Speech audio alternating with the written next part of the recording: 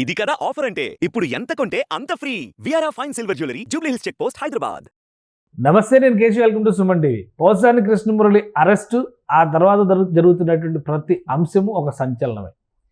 ఇదంతా కూడా రాసిన స్క్రిప్ట్ నేను చెప్పాను అని పోసాని కృష్ణమురళి ఒప్పుకున్నారు అంటున్నారు.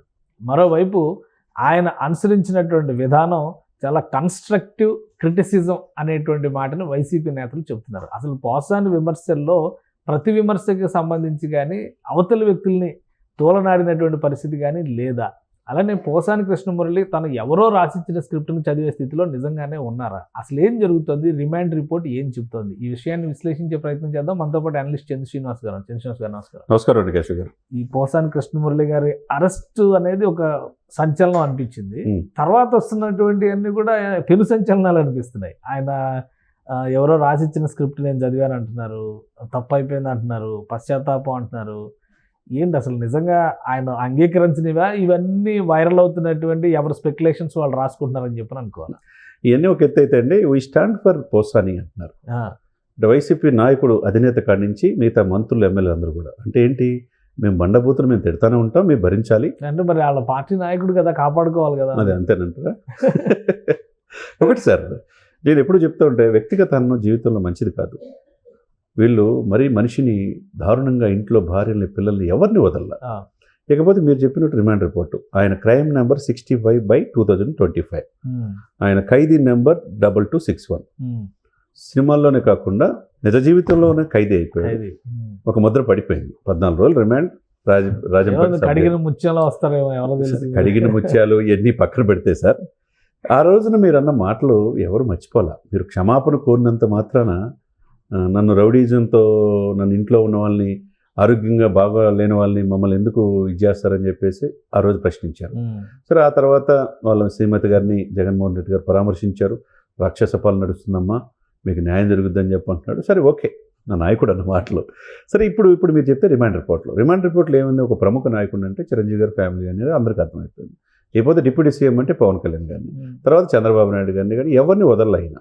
వీటితో పాటు దళితులకి, నా బిడ్డల్ని, నాకు వాళ్ళ 2 కొడుకులు ఉన్నారు, నా కొడుకులు పెళ్లి కాకపోవడానికి కారణం కూడా చంద్రబాబు నాయుడు అని ఆరోపించాడు గతంలో.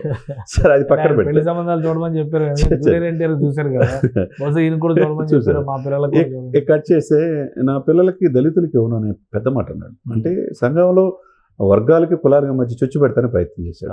ఇకపోతే ఈయన తిట్టడానికి 3,85,000 నెలసరి వేతనం ఈయనకి. సాక్షాత్తు అదే 3 లక్షల అంటే పార్టీ నుంచి ఇచ్చేటువంటి, పార్టీ నుంచి ఇచ్చేది 3,85,000. అదే ఎఫ్టీసీ చైర్మన్ అయినా ఒక ముందు నుంచో ఉంది, 2019 నుంచి ఉందంట. అంటే ఎఫ్టీసీ చైర్మన్ అయితే మరి గవర్నమెంట్ రోల్స్ లో ఉంటారు. అంతకుముందు తీసుకుంటున్నారు మరి ఇక్కడ అంతే. అందరికి కూడా అఫీషియల్గా వీళ్ళకి శాలరీ అంటే అధిష్టాన స్క్రిప్ట్ ప్రకారం తిట్టడానికి 3,85,000 అంటే మరి ఆ తిట్లు తిట్టడానికి 3,85,000 అంత ఘోరంగా ఎవరు తిట్టరు. ఈయన అద్దు ఆపు లేకుండా నోరుపుకి దారుణమైన, సమాజంలో జుగుత్సాకరమైన మాటలు మాట్లాడిన తీరు ఎవరు క్షమించడానికి నేరం. ఇకపోతే రిమాండ్ రిపోర్ట్లో అవన్నీ ఉన్నాయి కాబట్టి ఈయన అప్లికబుల్ కాదు. ఈయన 196 అనేది చాలా కీలకమైంది. సంఘంలో విద్రోహాన్ని కలిగించడం, శాంతియుతంగా వాతావరణం డిస్టర్బ్ చేయటం, వర్గాలను, కులాల మధ్య అంతరాలు క్రియేట్ చేయటం, వీటిలో చాలా కీలకమైన విషయాలు. దాంట్లో ఈయనకి 300 ఆయన సెక్షన్ పెట్టిన, మిగతా సెక్షన్స్ 353 పెట్టిన, ఈ 196, 111 రెడ్ విత్ అనేది చాలా కీలకమైన మాట. కాబట్టి ఇకపోతే మీరు చెప్పిన పాయింట్ ఆఫ్ వ్యూలో అడుగడుగున ఈయన అరెస్ట్ చేసిన కాడి నుంచి సెన్సేషనే. ఇంట్లో మై హోమ్ పూజ కాడి నుంచి, అదేందో మై హోమ్ పూజ నిన్న కాక మొన్న ఎవరో చెప్తున్నారు, అంత ఆల్మోస్ట్ వైసీపీ సంబంధించిన మొదట వంశీతో స్టార్ట్ అయింది. మై హోమ్ పూజలోనూ 3 ప్లాట్లు ఉన్నాయంటున్నారు పోసానికి కృష్ణమురళి. నెక్స్ట్ రోజా గారికి కూడా ఉన్నాయంట. ఆ తర్వాత కొడాలి నాని. నెక్స్ట్ రోజా గారు అంటే ఏంటి? ఆమె చట్టానికి అతిథులేం కాదు కదండి. ఆ మాట్లాడిన తిరిగి కూడా మామూలుగానే ఇష్టం వచ్చినట్టు. నిన్న కూడా రఫ్ ఆడించేసింది కదండి. బడ్జెట్ లో ఏం చేసి ఆడిస్తారు, తప్పేం లేదు. ఆడించేంత కాలం ఆడిస్తూ ఉంటారు. తర్వాత అక్కడే అనిల్ కుమార్ యాదవ్ కూడా ఫ్లాట్స్ ఉన్నాయంటున్నారు. అదేదో కూడా వైసీపీ లీడర్స్ అందరూ అందులో, వైసీపీ లీడర్ అంతా మై హోమ్ భోజలోనే ఉంటున్నారు. మంచి సెక్యూర్డ్ ప్లేస్. అదే చూడాలి, అది శాశ్వత ఇదిగా ఉంది. సరే, ఏదైనా కానీ సార్, ఇక్కడ నాయకుడిగా ఏదైనా తప్పు చేస్తే ఇతను తప్పుగా మాట్లాడి ఆ రోజు అలా మాట్లాడకుండా ఉండాల్సింది, చెప్పాల్సింది పోయి ఆయన సచ్చీలుడు, ఆయన లిమిట్స్ దాటడు, ఆయన గొప్ప మేధావి, ఆయన గొప్ప రచయిత, గొప్ప నటుడు అని చెప్పటం ఏదైతే ఉందో దెయ్యాలు వేదాలు వల్లించినట్టుగా వైసీపీ నాయకుల పనితీరు కనపడుతుంది. వాళ్ళు పరివర్తన అనేది కేశవ్ గారు అసలు ఎక్కడ కనపడతలేదు సార్. కానీ ఈయన రిమాండ్ రిపోర్ట్లో ప్లస్ పోలీసుల నుంచి వస్తున్న వర్షంలో కూడా ఈయన అంగీకరించాడు. జడ్జి ముందర జరిగిన ఆర్గ్యుమెంట్స్ లో కూడా సంతకాలు కూడా అంగీకరించాడు, నేను తప్పు చేశానని అంగీకరించాడు అని ఒక ఆస్పెక్ట్. రెండోది ఆ స్క్రిప్ట్ వేరే వాళ్ళు ఇచ్చారు, దాన్ని ఇంకొకళ్ళు వైరల్ చేశారు. భార్గవ్ రెడ్డి ఇంకా పేర్లు కూడా ఇచ్చారు కదా, సజ్జల రామకృష్ణారెడ్డి గారు స్క్రిప్ట్ ఇచ్చారు, సజ్జల భార్గవ్ సోషల్ మీడియాలో వైరల్ చేశారని చెప్పాడు. కాబట్టి ఆ ఏమి చట్టానికి నువ్వు ఇచ్చిన డ్రాఫ్ట్ రిమాండ్ రిపోర్ట్లో ఉన్నది, నువ్వు సంతకం పెట్టింది ఎక్కడికి పోదు, నాకు బలవంతాన్ని పెట్టించానని చెప్పి వాళ్ళ లాయర్ చెప్పినట్టు రేపు మాట్లాడతాడు. సరే, ఆ లాయర్ గారు కూడా అంతకుముందు అడ్వకేట్ జనరల్ చేసిన వ్యక్తి, ఆయన కూడా మాట్లాడింది ఏమన్నాడంటే ఆపరేషన్ సక్సెస్ పేషెంట్ డెడ్ అన్నాడు.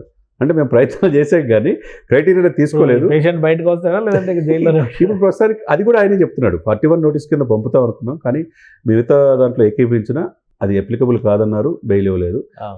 మా యొక్క పర్సన్ పోసానికి ఏదైతే ఉందో ఇప్పుడు రాష్ట్ర వ్యాప్తంగా 16 కేసులు ఉన్నాయి సార్. దాదాపు ఆల్మోస్ట్ 20 కేసులు దాదాపు ఉంటాయని ఈయనే చెప్తున్నాడు. ఒక కేసు నుంచి బయటకు వచ్చిన ఇంకో కేసు వెహికల్ బయట ఉంటుంది అంటున్నాడు. అంటే ఈయన్ని అంటే ప్రీ ప్లాన్ వాళ్ళు ఫిక్స్ అయిపోయారు, ఈయన వదలరు అనేది సాక్షాత్ అడ్వకేట్ జనరల్ చేసిన వ్యక్తి. ప్రొసీజర్ పరంగా చూస్తే ఒక 3 నెలలు ఉంటారేమో, అంతే కదా. 3 నెలలు డెఫినెట్గా అవకాశం ఉంది. ఎందుకంటే బోరగడ్డ నీళ్ళు అక్కడే ఉన్నాడు, వర రవీంద్ర రెడ్డి అక్కడే ఉన్నాడు, మరి ఈయన కూడా అక్కడికి వెళ్ళాలి తప్పదు. ఇదంతా ఎవరు కూడా ఇష్టం వచ్చినట్టు మాట్లాడిన వాళ్ళందరూ కూడా ఎవరేమో అతిథులేం కాదు. క్లియర్గా అడ్వకేట్ జనరల్ గారు కూడా, మాజీ అడ్వకేట్ జనరల్ చెప్పిన దాన్ని బట్టి ఈయన రాబోయే రోజులు వదలరు అనేది ఆయనే చెప్తున్నాడు. లేకపోతే మేము మా 2028 మా జగన్మోహన్ రెడ్డి గారు రాజ్యాధికారం మళ్ళీ రాబోతున్నాడు, వీళ్ళందరికీ లోపల అది కూడా ఒకటి, మేము అప్పటి వరకు మేము పోరాడుతూ ఉంటామని చెప్పేసి వీళ్ళు అంటున్నారు. ఏదైనా కానీ వీళ్ళకి పశ్చాత్తాపం కనపట్ల, బెదిరింపు ద్వారానే కనపడుతుంది ఇప్పుడు కూడా. అంటే కష్టకాలంలో నాయకులు కష్టంలో ఉన్నప్పుడు పార్టీ అండగా నిలుస్తుంది అనే కోణంలో చూసినప్పుడు జగన్మోహన్ రెడ్డి గారు అండగా నిలుస్తున్నారు, పార్టీ నాయకులు వీళ్ళకి సపోర్టింగ్గా మాట్లాడుతున్నారు, వాళ్ళు తప్పేం లేదని చెప్పి దీనిలో వెనకేసుకొస్తున్నారు. సో ఒక రకంగా ఇది పార్టీ నైతిక స్థైర్యాన్ని నిలబెట్టేటువంటి కార్యక్రమంగా పార్టీ ఫీల్ అవుతున్నట్టుగా అనిపిస్తుంది అనుకోవచ్చా? అంటే ఇక్కడ నైతిక స్థైర్యం అంటే పెన్నెల్లి రామకృష్ణారెడ్డి ఎన్ని కేసులు ఉన్నాయి? 16 కేసులు ఉన్నాయి. ఆయన ఏమో చిన్నపిల్లడు అమాయకుడు అన్నాడు, ఆయన పరామర్శించి ఆయన పాప రష్ తీసుకోవడానికి బెంగళూరు ప్యాలెస్లో వెళ్తే ఈ పరామర్శించడానికి బయటకు రావాల్సి వస్తుంది. ఆయన అమాయకుడు. సరే, వంశీ వచ్చేసరికి వంశీ చిన్నపిల్లడు అంటున్నాడు. తర్వాత మనం చూసాం కోడ్ కూడా ఉల్లంఘించి మిర్చి యాడ్లో చేసింది. ఇకపోతే పోసాని కూడా అమాయకుడు అంటున్నారు. ఇంకా అంటే తిట్టినోళ్ళు మీడియాలో ఇలా మాటలన్నీ కూడా వైరల్ అవుతుంటే వీళ్ళు ఎలా అమాయకులు అవుతారండి? అది తిట్లు కావు, ప్రవచనాలమే. ఇక చాగంటి గారు చెప్పాలా ఈ ప్రవచనాలు ఎవరి ఈ తిట్ల ప్రవచనాలు గారు డిస్క్వాలిఫైడ్, ఈ కేటగిరీలో డిస్క్వాలిఫై అవుతారు. అవును, ఆయన మంచి ప్రవచనాలు, అనర్హత వేటు వేయబడుతుంది. తప్పు సార్, ఏదైనా కానీ సార్ ఒకటి సార్, రాజకీయాల్లో హుందాగా ఉండాలి.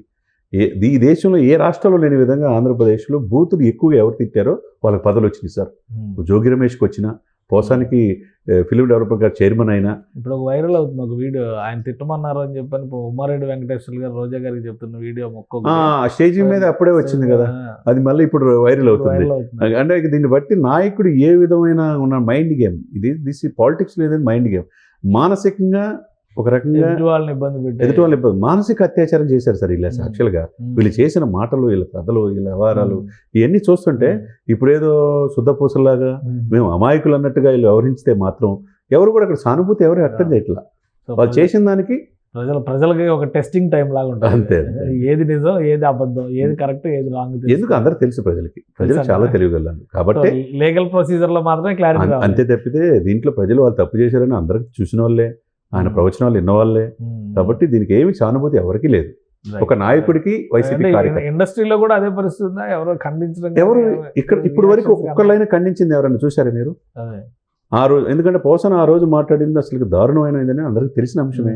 ఒక్కరు కూడా ఖండించలేదండి. ఇండస్ట్రీ వైపు కూడా తనను ఆదరించిన ఇండస్ట్రీ కూడా తన వైపు లేదు. ఇప్పుడు తన పార్టీ నాయకులు ఒక్కరు తప్పితే ఎవరు కూడా సానుభూతి వ్యక్తం చేయట్లేదు. థ్యాంక్ యూ శ్రీనివాస్ గారు. ఇది పోసాని కృష్ణమురళికి సంబంధించిన రిమాండ్ రిపోర్ట్లో చాలా క్లియర్గా ఉంది. ఆయన అన్న మాటలు ఎవరో రాసిచ్చిన స్క్రిప్ట్, తదుపరి విచారణలో భాగంగా అరెస్టులు అక్కడి వరకు వెళ్తాయా, లేదంటే వైఎస్ఆర్సీపీ చెబుతున్నట్టుగా నైతిక నియమావళికి అనుగుణంగానే పోసాని కృష్ణమురళి ప్రవర్తించాలనేటువంటి వాదనని కోర్టులు పరిగణలోకి తీసుకుంటాయి. ఇది వేచి చూడాల్సినటువంటి సందర్భం. కానీ చాలా కేసులు ఆయన పైన పెండింగ్లో ఉన్న నేపథ్యంలో కనీసం 3 నెలల వరకు ఆయన జైల్లో ఉండాల్సిన పరిస్థితి ఉందని చంద్ర శ్రీనివాస్ గారు విశ్లేషిస్తున్నారు. ఇది స్పెషల్ డిస్కషన్. Keep watching.